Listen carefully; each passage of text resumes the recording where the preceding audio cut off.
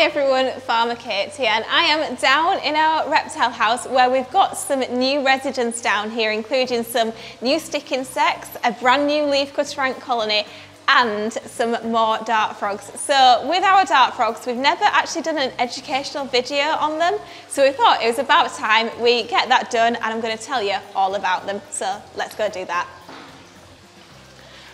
All right then, so here we are by our dart frog enclosure, and we've got 3 in here running around. We've actually got one here, one is just behind me there, and another one is just by the water dish over there.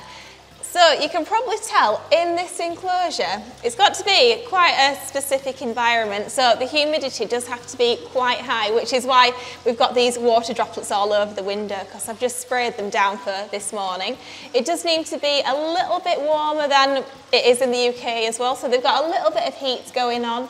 And something that we do have in this enclosure, which I am quite excited about, we've actually got some very specific plant growth lights, because dart frogs, being from South America, we want to replicate their natural habitat, which is full of plants and moss and all kinds of things. So these lights just help these plants grow, and they also give a little bit of UV to these frogs as well. So with dart frogs, there are around 170 different species, which is quite a lot. And the 3 we have at the moment, they're the green and black kind. There's lots of different scientific names and classifications, which I do still need to get my head wrapped around. But these are the green and black poison dart frogs. Being amphibians, their skin is incredibly sensitive, so we have to be really, really mindful when we're working with these. We can't have anything in this enclosure that could damage them, because they do absorb things through the skin. So we can never use anything like window cleaner on this glass, and even their water, we can't just use tap water. It's got to be a very special kind of water that's been dechlorinated, or we leave it out to stand for a little bit.